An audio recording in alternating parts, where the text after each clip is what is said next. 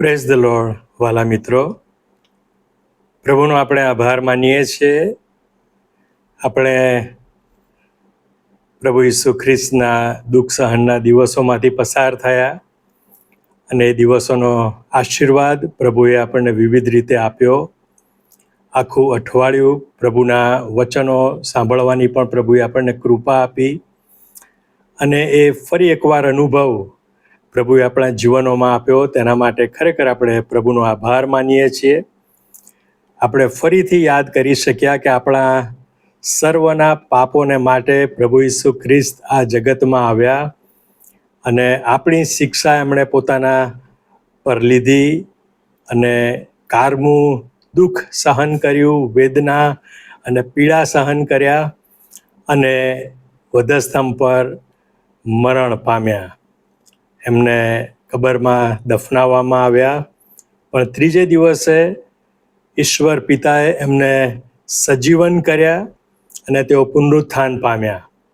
અને પ્રભુ ઈસુ ખ્રિસ્તના પુનરુત્થાનનું એ મહાન પર્વ આપણે માણ્યું અને એ ઉજવ્યું અને એના માટે આપણે ખરેખર પ્રભુનો આભાર માનીએ છીએ. અને એ અઠવાડિયા દરમિયાન ઘણી બધી રીતે પ્રભુના વચનો સાંભળવાની તક પણ આપણને મળી અને જુદી જુદી જગ્યાએ દુઃખ સહન સપ્તાહની મિટિંગોનું પણ આયોજન થયું અને પ્રભુના વચનો દ્વારા પ્રભુએ આપણને આશીર્વાદિત કર્યા. તેના માટે આભાર માનીએ છીએ. અને હવે ફરી એકવાર આપણું જે સામાન્ય જીવન છે એ શરૂ થયું છે અને ત્યારે ફરી એકવાર આ પ્રભુના વચનો લઈને તમારી સમક્ષ હું ઉપસ્થિત થયો છું. અને મારી આશા અને પ્રાર્થના છે કે આજે પણ પ્રભુના વચનો જે એવા ને એવા છે, આજે પણ એ વચનો તાજા છે, આજે પણ એ વચનો આપણા જીવનમાં કાર્ય કરી શકે એવા એ સમર્થ છે અને વચનો જરૂર આપણા જીવનમાં કાર્ય કરશે. અને માટે આવો આપણે પ્રાર્થના કરીએ અને આજની આ સંગતની શરૂઆત પ્રભુની સહાય માગતા આપણે કરીએ. પ્રાર્થના કરીએ. એ અમારા જીવંત અને કૃપાળુ ઈશ્વર પિતા, તમારો આભાર માનતા પ્રભુ અમે અત્યારે તમારી પાસે આવ્યા છીએ. પ્રભુ અમે તમારી સ્તુતિ કરીએ છીએ કારણ કે તમે જીવંત ઈશ્વર છો. તમે શરૂઆતથી જ માનવ જાતને ઉત્પન્ન કર્યું ત્યારથી જ પ્રભુ તમે તેની સાથે વાત અને વ્યવહાર કરો છો અને પ્રભુ તમે તમારા વચનો દ્વારા મનુષ્યની સાથે અને આજે અમારી સાથે તમે બોલો છો. અને એટલા માટે પ્રભુ આ તમારા જે અદ્ભુત વચનો તમે અમને આપ્યા છે એ વચનો વિશે તમે અમને વધુ સમજાવો અને અમે અમારા જીવનમાં પ્રભુ આ વચનોને વધારે સ્થાન આપીએ અને વચનોને અમે સાંભળીએ અને વચનોને અમે આધીન થઈએ એવી કૃપા તમે થવા દો. પ્રભુ આજે પણ તમે તમારા વચનો દ્વારા સાંભળનાર પ્રત્યેકની સાથે વાત અને વ્યવહાર કરો. આમેન. વાલા મિત્રો, આપણે પાછલા સંદેશામાં ખાસ કરીને જે જોયું હતું કે જેમાં સંત પિતર એ મંડળીને કહે છે કે નવા જન્મેલા બાળકોની પેઠે તમે આત્મિક દૂધની ઈચ્છા રાખો. અને ત્યાં આપણે જોયું હતું કે આપણે જ્યારે પ્રભુમાં જન્મ્યા છીએ ત્યારે આપણને જે સૌથી પહેલી જરૂર છે એ તો આત્મિક દૂધ. અને એ આત્મિક દૂધ એ પ્રભુના વચનો આપણને આપે છે. આપણા માટે પ્રભુનું વચન, આ પવિત્ર શાસ્ત્ર એ આત્મિક દૂધ સમાન છે કે જે આપણા આત્માને અને આપણા જીવનને પોષે છે અને આપણને વૃદ્ધિ પમાડે છે. પ્રભુનો આપણે આભાર માનીએ કે આ પવિત્ર શાસ્ત્ર પ્રભુએ આપણને આપ્યું છે અને આપણી માતૃભાષામાં પ્રભુએ એ વચન આપણને આપ્યું છે. અને આ પ્રભુના વચનો, બાઇબલ એ ક્યારેય આઉટ ઓફ ડેટ થઈ જતું નથી, પણ એ હંમેશા દરેક સમયને માટે, દરેક પરિસ્થિતિને માટે એ હંમેશા તાજું અને નવું જ હોય છે. ઘણા બધા લોકો એવી દલીલ કરે છે કે આ તો 2000 વર્ષ કરતાં પહેલાં એ લખવામાં આવ્યું હતું, હવે આજે એનો કેટલો અર્થ સરે છે, આજની પરિસ્થિતિમાં એ વચન કેટલું સાર્થક છે. પણ વાલાઓ, આજે આ પ્રભુનું વચન એવું જ જીવંત અને આજે પણ એ એટલું જ મહત્વનું છે. અને એટલા માટે પ્રભુના વચનોની અંદર, બાઇબલની અંદર પ્રભુના વચનો સંબંધી જે બાબતો લખવામાં આવી છે એનો કેટલોક સમય આપણે અભ્યાસ કરવા માગીએ છીએ કે જેથી કરીને બાઇબલની જે મહત્તા છે એ આપણે સમજી શકીએ. અને બાઇબલ આપણને જે આપણા વિશ્વાસને માટે આપવામાં આવ્યું છે એ આજે પણ એટલું જ એ અસરકારક છે, એ સત્ય છે. એ આપણે જાણીને એ વચનને આપણા જીવનમાં આપણે સ્થાન આપીએ.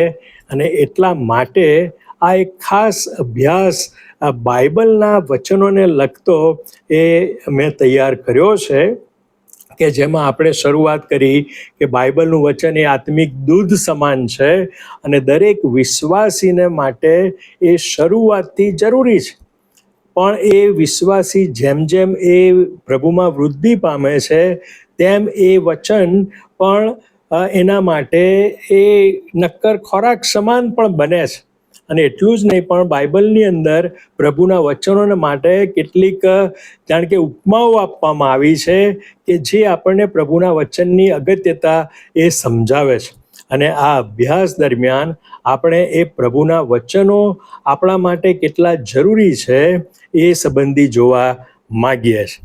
અને એટલા માટે આજે ગીતશાસ્ત્રના પુસ્તકમાંથી હું 2 કલમ તમારી આગળ વાંચવા માગું છું કે જેમાં પ્રભુના વચનો સંબંધી લખવામાં આવ્યું છે. અને તમારા બાઇબલ જો હોય તો તમે ખુલ્લા રાખશો. ગીતશાસ્ત્રનું પુસ્તક, તેનો 33મો અધ્યાય અને તેની 6ઠી કલમ અને ત્યાર પછી એની 9મી કલમ. ગીતશાસ્ત્ર 33 અને તેની 6 અને 9 2 કલમો આપણે વાંચીએ. અને ત્યાં આગળ આ ગીત કરતા એ પ્રભુના વચનો સંબંધી કંઈક કહે છે અને આપણે જોવા માંગીએ છીએ. આવો આપણે પ્રભુના વચનો વાંચીએ. 6ઠી કલમ. યહોવાના શબ્દ વડે આકાશો તથા તેના મુખના શ્વાસ વડે તેઓના સર્વ સૈન્યો ઉત્પન્ન થયા. અને એ જ પ્રમાણે આગળ 9મી કલમ. કેમ કે તે બોલ્યો અને સૃષ્ટિ થઈ, તેણે આજ્ઞા કરી અને તે સ્થિર થઈ. આમેન. આ ગીત કરતા એ ઉત્પત્તિમાં જે વૃત્તાંત આપવામાં આવ્યું છે એનો જાણે કે સારાંશ અહીંયા આગળ ગીતની અંદર અને પોતાના વિશ્વાસની કબૂલાત કરતા એ જણાવે છે. ઉત્પત્તિનું પહેલું પુસ્તક, ઉત્પત્તિનો પહેલો અધ્યાય આપણે જાણીએ છીએ. અને એ આપણને ત્યાં આગળ પ્રભુએ આખી સૃષ્ટિને કેવી રીતે બનાવી એ સંબંધી ત્યાં લખવામાં આવ્યું છે. અને એ પહેલા અધ્યાયમાં ઉત્પત્તિના સર્જનની અંદર, આ સૃષ્ટિના સર્જનની અંદર લગભગ 8 થી 10 વાર ત્યાં લખવામાં આવ્યું છે અને તેણે કહ્યું કે અજવાળું થાવ, અને તેણે કહ્યું આ થાવ, અને પછી લખવામાં આવ્યું છે કે તેવું થયું. ત્યાં આગળ ઈશ્વર બોલ્યા, પરમેશ્વર બોલ્યા, અને એ જે બોલ્યા એ ઈશ્વરનો શબ્દ, અને એના વડે પ્રભુ જે કંઈ બોલ્યા, જે કંઈ આજ્ઞા કરી, જે કંઈ થવાનું કહ્યું એ ઉત્પન્ન થયું. એ ચાહે અજવાળું થયું, સૂર્ય અને ચંદ્ર, આકાશમાં તારાઓ કે પાણી જુદા કર્યા અને અંતરિક્ષ બનાવ્યું, અને પછી સમુદ્રની અંદર માછલા વગેરે બનાવ્યું, અને પ્રાણી પંખીઓ બનાવ્યા, વનસ્પતિ બનાવી, છોડ ઝાડ વગેરે બનાવ્યા. એ સગળું પ્રભુ બોલ્યા અને થયું. ત્યાં આગળ પ્રભુના શબ્દ વિશે લખવામાં આવ્યું છે. પ્રભુના મુખમાંથી જે શબ્દ નીકળ્યા અને ત્યાં લખ્યું છે કે એમ થયું. અને એનો અર્થ કે જે વર્ડ ઓફ ગોડ, ઈશ્વરનો શબ્દ કે જેના વિશે આપણે જુદી જુદી બાબતોને આપણે જાણે કે સંકળાવીએ છીએ, પ્રભુનું વચન એ પ્રભુના આ પવિત્ર શાસ્ત્રને માટે પણ વાપરવામાં આવ્યું છે. અને પ્રભુ એ જ્યારે બોલ્યા એના માટે પણ પ્રભુનો શબ્દ વર્ડ ઓફ ગોડ એ શબ્દ વાપરવામાં આવ્યો છે. પ્રભુની સ્તુતિ થાવ કે આપણો પ્રભુ, આપણા પરમેશ્વર એ જીવંત પરમેશ્વર છે. અને એ એવા પરમેશ્વર છે કે જે વાતચીત કરે છે, જે બોલે છે, જેના મુખમાંથી શબ્દો એ સરે છે. અને એવા પરમેશ્વર છે કે જે મૂંગા નથી, પણ એ હંમેશા માણસની સાથે બોલનાર પરમેશ્વર છે. અને જ્યારે ઈશ્વર બોલે છે ત્યારે એમનો શબ્દ, એમનું વચન એ કાર્ય કરે છે. એ પ્રભુના શબ્દની અંદર, એ પ્રભુના વચનની અંદર પરાક્રમ સમાયેલું છે. અને એટલા માટે એ ચાહે એ સૃષ્ટિની રચના વખતે ઈશ્વરે જે શબ્દો ઉચ્ચાર્યા હોય, કે પછી પ્રભુના સેવકો, પ્રબોધકો એમની મારફતે પ્રભુ એમના લોકોની સાથે બોલ્યા હોય, કે પછી એ પ્રભુના વચનો જે પ્રભુના સેવકોએ લખી અને આ પવિત્ર શાસ્ત્રના રૂપમાં આપણને આપ્યા હોય, એ ઈશ્વરના વચનો છે, એ ઈશ્વરના શબ્દો છે. અને એ પરાક્રમી છે, એ સામર્થ્યથી ભરપૂર છે. એના માટે આપણે પ્રભુની સ્તુતિ કરીએ. વાલાઓ, પ્રભુનું વચન એ ઉત્પત્તિની અંદર એ પરાક્રમથી ભરેલું છે. અને એના વડે સમગ્ર સૃષ્ટિ એ બનાવવામાં આવી છે. એટલા જ માટે આ ગીત કરતા કહે છે કે યહોવાના શબ્દ વડે આકાશો અને તેના મુખના શ્વાસ વડે તેઓના સર્વ સૈન્યો ઉત્પન્ન થયા. વાલાઓ, પ્રભુના શબ્દ, પ્રભુનું વચન એ જાણે કે સર્જનાત્મક શક્તિ ધરાવે છે. પ્રભુના શબ્દ ઉચ્ચારવાથી આ સમગ્ર સૃષ્ટિ એ 6 દિવસમાં ઉત્પન્ન કરવામાં આવી અને એને વ્યવસ્થિત કરવામાં આવી. અને એ પ્રભુનો શબ્દ છે, એ પ્રભુનું વચન છે. અને એ પ્રભુનું વચન છે કે જે પરાક્રમથી ભરેલું છે. એ સામાન્ય નથી. માણસ તરીકે આપણે ઘણી બધી બાબતો બોલીએ છીએ, ઘણા બધા શબ્દો ઉચ્ચારીએ છીએ, પણ ઘણી બધી વાર આપણા શબ્દો એ વ્યર્થ સાબિત થાય છે. આપણા શબ્દો એ મૂર્ખતારૂપ સાબિત થાય છે. આપણા શબ્દો એ કંઈ ઉત્પન્ન કરી શકતા નથી. વાલાઓ, એ જે શબ્દમાં રહેલું પરાક્રમ એ કોઈની પાસે નથી. પ્રભુની જે સૃષ્ટિ બનાવવામાં આવી, એ સમગ્ર સૃષ્ટિમાં પ્રભુએ ફક્ત મનુષ્યને વાચા આપી છે. અને મનુષ્ય વાતચીત કરી શકે છે, કારણ કે પ્રભુ એવું ચાહતા હતા કે પ્રભુના ઉત્પન્ન કરેલા મનુષ્યો, આદમ અને હવા, એ ઈશ્વરની સાથે વાતચીત કરે. પણ પાપના કારણે મનુષ્ય પતિત થયું અને એ ઈશ્વરની સાથેનો જે વાતચીતનો સંબંધ એ તૂટી ગયો. અને જાણે કે હવે ઈશ્વર એ માણસની સાથે વાત કરી શકે એમ નહોતું, અથવા તો માણસ ઈશ્વરની સાથે વાત કરી શકે એમ નહોતું. એ જે સંદેશા વ્યવહાર એ પાપના કારણે તૂટી ગયો. પણ પ્રભુએ માણસની સાથે પોતાના વિચારો એ વ્યક્ત કરવાનું ચાલુ રાખ્યું. અને આપણે આખા બાઇબલમાં જોઈએ છે કે ક્યાંય પરમેશ્વર એ શાંત રહ્યા નથી. એમણે સતત માણસની સાથે એ પોતે પોતાના વિચારો એ વ્યક્ત કરવાનો એમણે પ્રયત્ન કર્યો છે. માણસને પોતાનો સંદેશો એમણે મોકલ્યો છે. એના માટે એમણે જુદા જુદા માધ્યમો તૈયાર કર્યા. એમણે પોતાના પ્રબોધકો તૈયાર કર્યા, કે જે પ્રબોધકો એમના પસંદ કરેલા હતા. અને જો આપણે જૂના કરારના પ્રબોધકોમાં વાંચીએ તો ત્યાં લખવામાં આવ્યું છે કે યહોવાનું વચન આ પ્રબોધકની પાસે એમ આવ્યું. અને પ્રભુના વચનોમાં કહે છે કે યહોવા આમ કહે છે, thus says the Lord.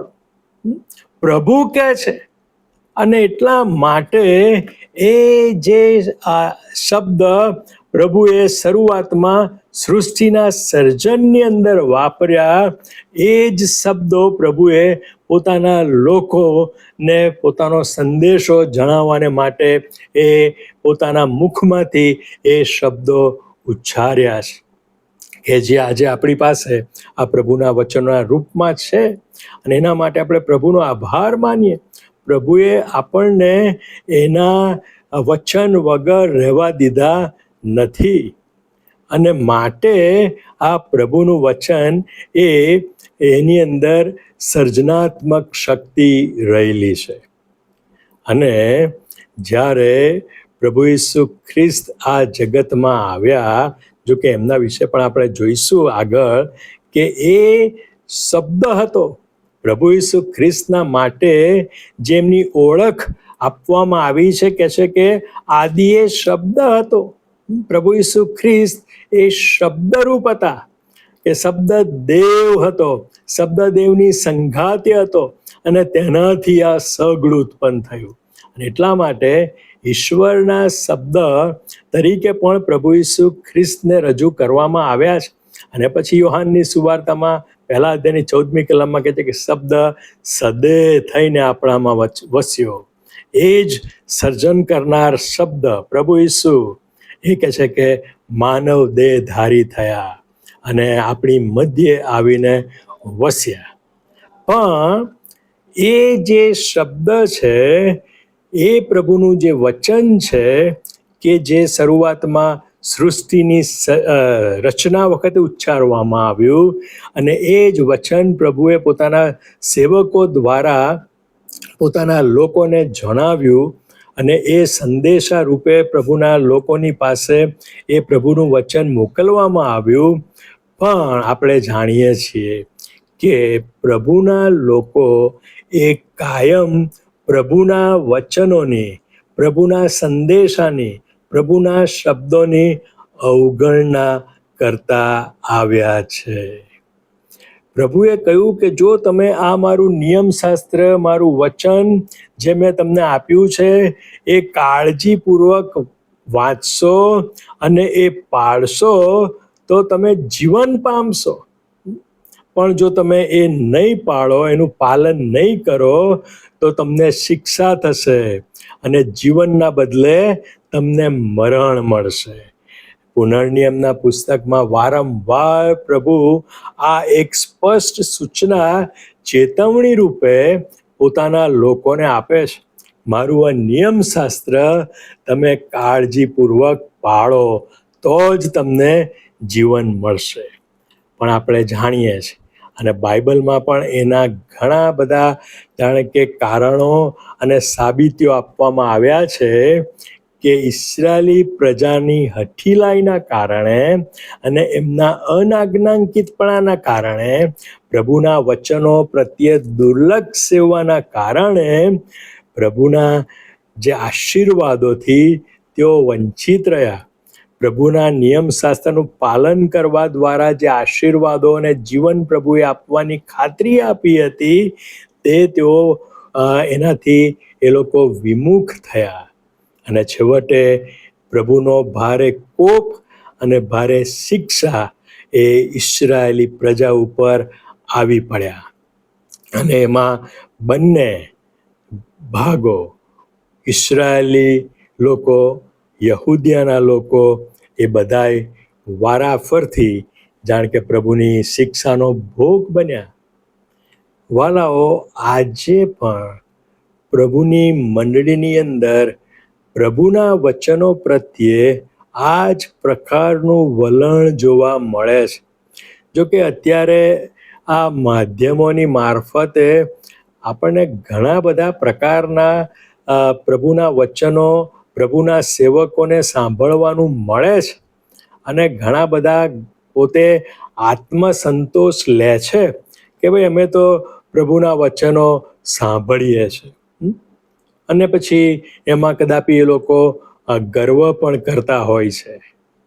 પણ વાલાઓ, પ્રભુના વચનો, ચાહે તમે પોતે પ્રભુનું વચન બાઇબલ વાંચો કે પછી આ રીતે ઓનલાઈન તમે સાંભળો, પણ એ વચન આપણા જીવનમાં કેટલું સાચું ઠરે છે.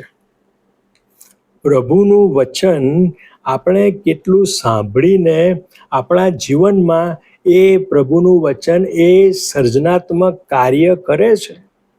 વાલાઓ, 2 કોરિન્થી 5મો અધ્યાય 17મી કલમમાં તો એ પ્રમાણે કહે છે કે માટે જો કોઈ ખ્રિસ્તમાં છે તો તે નવી ઉત્પત્તિ છે.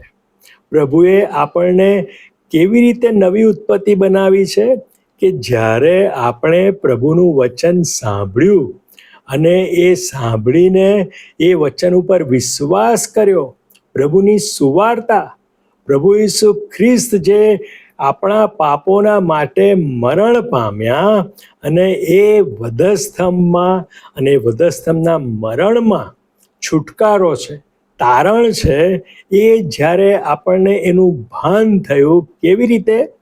એ સાંભળવાથી, અને ત્યારે આપણે વિશ્વાસ કર્યો અને ત્યારે એ પ્રભુનું વચન જે સાંભળ્યું અને આપણે એને સ્વીકાર્યું એ વચન દ્વારા.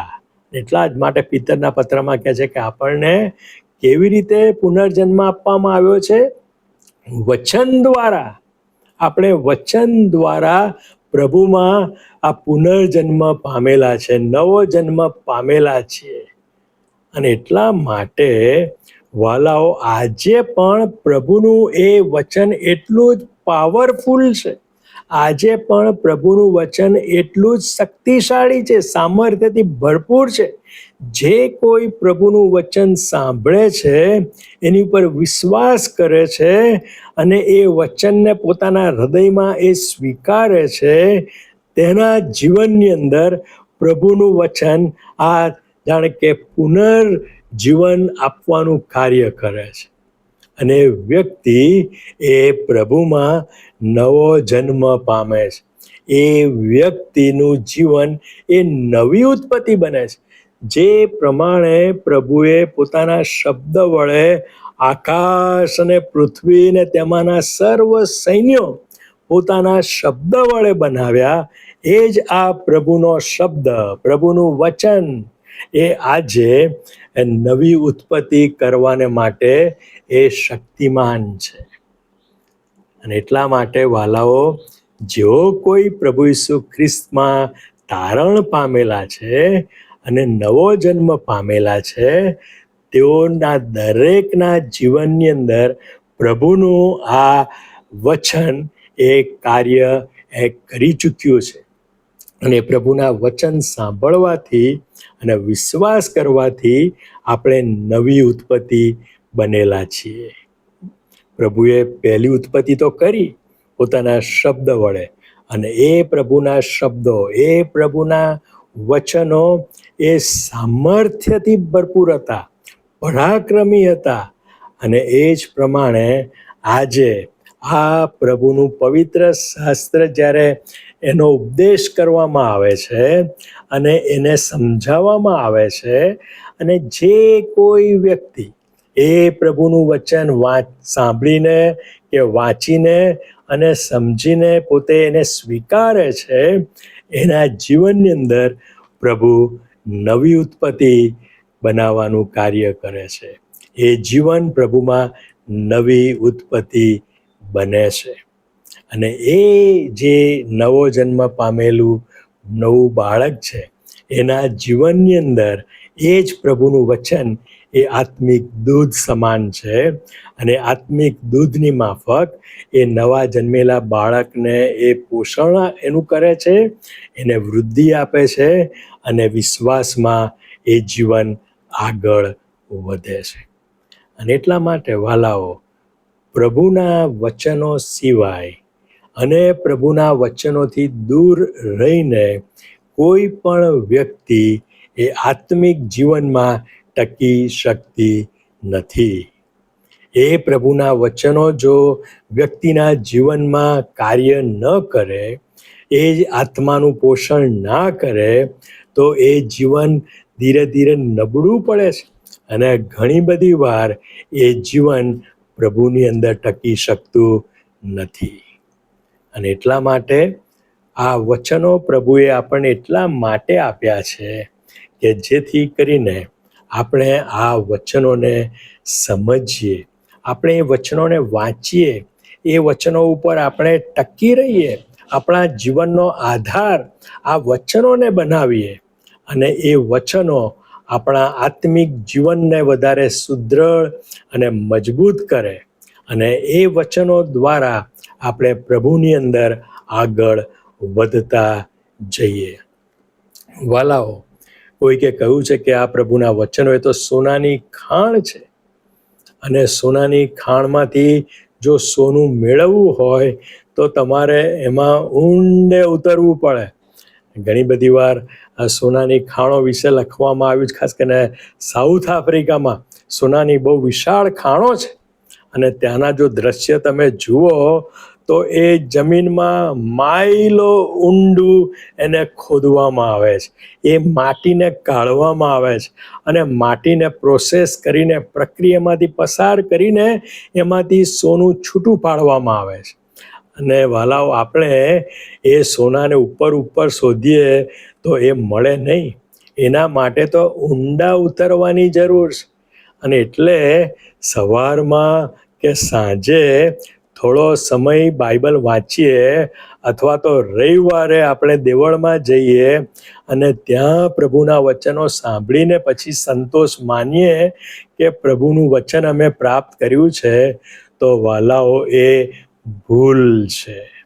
એ પ્રભુના વચનો તો આપણે એને પચાવવાની જરૂર છે, એને ખાવાની જરૂર છે, એમાંથી પોષણ મેળવવાની જરૂર છે, એમાં મીઠાશ રહેલી છે, એ મીઠાશ માણવાની જરૂર છે. વાલાઓ, એ બધી બાબતો હું મારા મનની કહેતો નથી, એ બધું બાઇબલમાં લખવામાં આવ્યું છે. અને જો તમે બાઇબલને ધ્યાનથી વાંચશો તો તમને પોતાને એ બધી ખબર પડશે અને પછી તમે એ સત્ય જાણીને પ્રભુમાં વધારે મજબૂત બનશો. તમારું આત્મિક જીવન એ વધારે જાણ કે પાંગરશે, એ વૃદ્ધિ પામશે અને છેવટે ફળ આપનારું બનશે. અને માટે વાલાઓ, આજે જે બાબત આપણે જોઈ એ તો એ કે પ્રભુના શબ્દની અંદર પરાક્રમ છે. એ પરાક્રમ કે જેના વડે પ્રભુએ આ સમગ્ર સૃષ્ટિ બનાવી છે, એ પ્રભુનો શબ્દ, એ પ્રભુના મુખમાંથી નીકળેલા શબ્દો, એના વડે જો આખી સૃષ્ટિ બનાવી હોય તો એ શબ્દ આજે માણસને નવી ઉત્પત્તિ બનાવે છે. જે જૂનું હતું, આપણું જૂનું જીવન, એ જતું રહે છે. પ્રભુ આપણા એ જૂના જીવનમાંથી એક નવી ઉત્પત્તિ બનાવે છે, એટલા માટે કે એ નવી ઉત્પત્તિ દ્વારા પ્રભુનો મહિમા થાય. અને એ કેવી રીતે કરે છે? આ પ્રભુના વચનો દ્વારા. પ્રભુનું વચન એ મનુષ્યને નવી ઉત્પત્તિમાં ફેરવે છે. જે કોઈ પ્રભુના વચનો સાંભળે છે, એની ઉપર વિશ્વાસ કરે છે, એને સ્વીકારે છે, એ જીવન એ પ્રભુમાં નવી ઉત્પત્તિ બને છે. પ્રભુના નામને ધન્યવાદ હો. વાલાઓ, આ પ્રભુના અમૂલ્ય વચનોની ક્યારેય તમે અવગણના કરશો નહીં, પણ પ્રભુના વચનો તમે સાંભળો, તમે વાંચો અને એની ઉપર મનન કરો, એમાંથી સત્ય પામવાનો પ્રયત્ન કરો કે જેથી કરીને તમે પ્રભુમાં આગળ વધી શકો. આ પ્રભુનું વચન એ ઘણી બધી રીતે આપણને ઉપયોગી છે અને જેમ જેમ સમય મળશે એમ આપણે એમાંથી વધારે શોધવાનો, શીખવાનો પ્રયત્ન કરીશું કે જેથી કરીને આપણે વ્યક્તિગત રીતે પ્રભુના વચનોની કિંમત સમજીએ અને એની ઉપર વિશ્વાસ કરીએ, એની ઉપર પ્રેમ કરીએ, આપણા જીવનમાં એમને સ્થાન આપીએ અને એ વચનો આપણને એ નવી ઉત્પત્તિ તરફ દોરી લઈ જાય. આમેન. પ્રભુ તમને આશીષ આપો. આમેન. પ્રાર્થના કરીએ. જીવતા પ્રભુ, અમે તમારો ખૂબ આભાર માનીએ છીએ તમારી દયા અને કૃપાને માટે. પ્રભુ, તમે આ સમગ્ર સૃષ્ટિ બનાવી, તમે મનુષ્યને બનાવ્યું, અને પછી તમે એ માણસની સાથે હંમેશા વાતચીત કરવાનો પ્રયત્ન કર્યો, પણ પાપના કારણે પ્રભુ એ વાતચીત તૂટી ગઈ, અને ત્યારે પણ તમે તમારા વચનો તમારા લોકોને તમે આપવાને માટે હંમેશા તત્પર હતા. તમારા સેવકોને મોકલ્યા અને એમના મુખ દ્વારા તમે તમારા મુખના શબ્દો તમારા લોકોને જણાવ્યા. પણ પ્રભુ, અફસોસ, તમારા લોકો, તમારી પસંદ કરેલી પ્રજા કે જેમણે તમારા વચનોનો અનાદર કર્યો, એને સ્વીકાર્યા નહીં, અને એટલે પ્રભુ તેઓ શિક્ષા પામ્યા.